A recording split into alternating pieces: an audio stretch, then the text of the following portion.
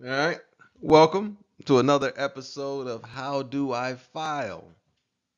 For this one, we're going to talk about your mental health claim. All right. Brought to you, as always, by the Carter Hughes Knowledge Institute.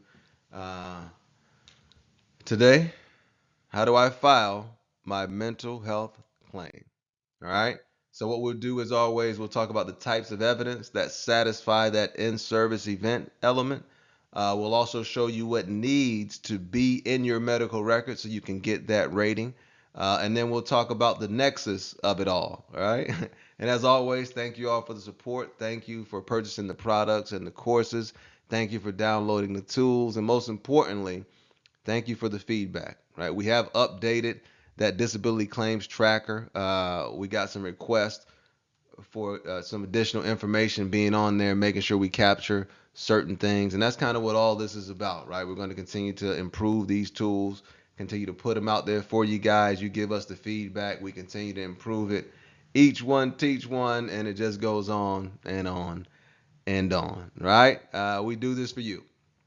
Learn the information, use the information, and share the information. Right? Happy hunting. Yeah. Enjoy. All right, here we go. How to file that mental health claim. All right. So, as always, we start with Google. Huh? Go right to Google. First, we pull up that disability claims tracker. So we go CHKI, helpful veteran.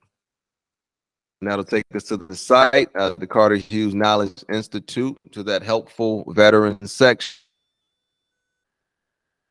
To download the tracker. Once again, a bunch of different resources, helpful products, tools for veterans. That VMET, the verification of military experience and training, can be very, very valuable for veterans. All right. Now that we have the tracker, now let's pull up the rating schedule. Okay, so back to Google, right? You're Googling, baby. So we're looking for the ECFR 38, Code of Federal Regulations, Title 38. That's where the Department of Veterans Affairs information is. Rating schedule for rating disability. So we just click on that link and that'll bring up that CFR, courtesy of the National Archives, of course. So once we get into that ECFR, we're talking mental health condition. So we do the find function, control F. Here we go. There's a general rating formula for all mental disorders, right? So they're all kind of grouped together. They're rarely rated as individual conditions, right? They're normally just grouped together. And then how they are affecting you in life is how the rating is determined, right? And it really comes down to that social impairment and the occupational impairment. As you can see here at a 0%, if you have a mental health condition, but your service connected at 0%, yes, you can still get medical treatment from the VA. Yes, that is correct. What that means is the mental health condition has been formally diagnosed, but the symptoms, excuse me, are not severe enough to either interfere with your occupational functioning, that means your work, or your social functioning, that means dealing with other people, dealing with life, right? Occupational and social impairment due to mild symptoms, that's the 10%.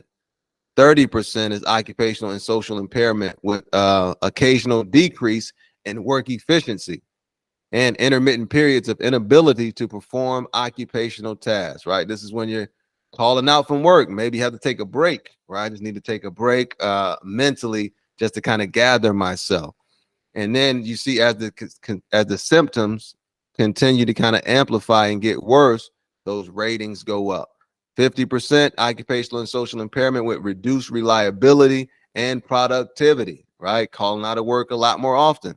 And then you see it just gets worse with 70 all the way up to that 100, right? So what you want to take from this is when you're going to your counselor, to your doctor about those mental health conditions, you want to let them know how it's affecting you. You just want to be honest, right? When you go out in public, how does it affect you, right? When you're on the job, how does it affect you? That social impairment, that occupational impairment, right? Any kind of hypervigilance or hypersensitivities that you have, you definitely want to let them know about that as well. All right. Once again, this is the rating schedule for your mental health conditions. So what we would do is we go back to the tracker at this point and put in that mental health condition. All right. So let's say we're filing for anxiety, depression, and insomnia. So we would just pull up the tracker.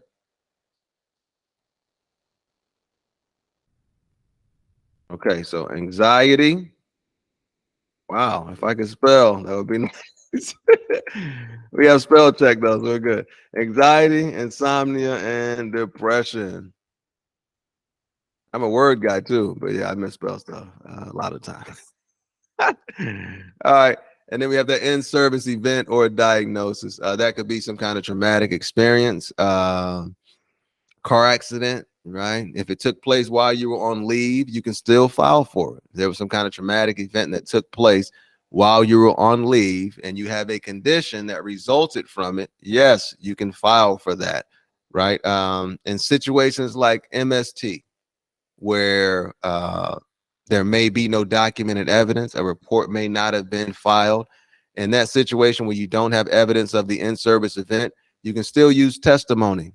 You can still use behavior markers, right? Performance markers, things that kind of show your personnel file, showing that, after this incident happened, you can see where my performance rating started to dip, right? I was a lot more withdrawn with people at that time, right? Getting that testimony to kind of show how you were around that time, right? So in the absence of that in-service event for mental health conditions, for things like MST specifically, right? You don't want to lose hope just because there's an absence of that evidence. You still want to file that claim, you still want to get that testimony, you still want to look for those behavior markers, right? So that's the in-service event portion, that current medical diagnosis. You want to make sure you get that official diagnosis of anxiety, of depression, of insomnia, and you want to make sure those diagnoses are in your medical records, right? If they're not in there, speak with your physician about it. That time between the in-service event and the current diagnosis, you would just put that down when you got that. Let's say I got diagnosed in 2022. I separated in 2018. So that's 4 years. Got it in 2022.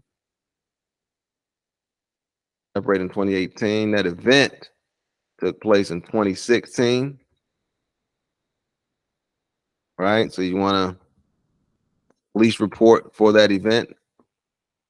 Right. Or it can be behavior markers. Right. Performance rating dip.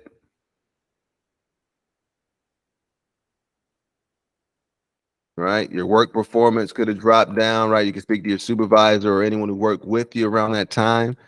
And then time from separation to filing the claim. So I separated in 2018,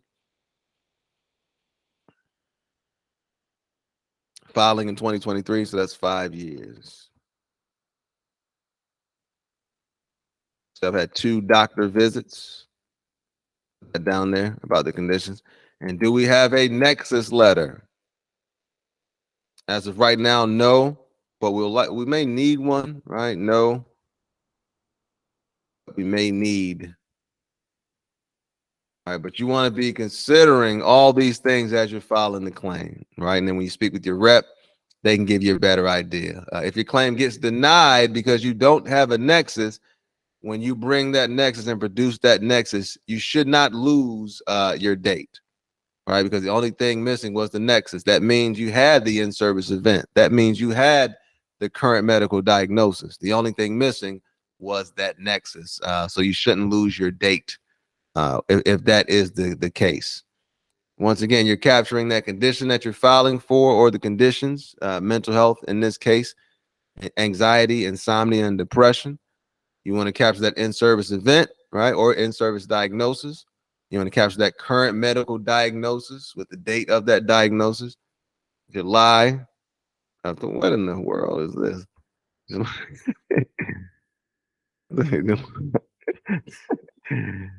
July of 2018. Yeah, this thing is so crazy. July 2018. There we go. It'll stay that way for whatever reason. But yes, so you want to have the current medical diagnosis, the date of that diagnosis. Let's say July 2018 is when I got it. And what it was for anxiety, for depression, and insomnia. And you know the time between that in-service event and the current diagnosis. You know the time from separation to filing the claim, how many doctor visits over that time, and then whether or not you have that nexus letter. All right. That would be pretty much it. Use the claims track list to capture those conditions and capture that information related to your condition. And then use that rating schedule to make sure you have what you need when you're filing that claim. All right. Specific to these mental health conditions, you definitely want to uh, let doctor, we'll go doctor. It could be a counselor, could be a doctor. Let doctor know about your social and occupational impairment. Right? Because that is going that is how that mental health condition is going to be rated. All right. And that's it. Social, occupational impairment, putting that condition down on there, using the tracker, using that rating schedule. So you'll have kind of a clear vision of what to expect when you go into that office. All right.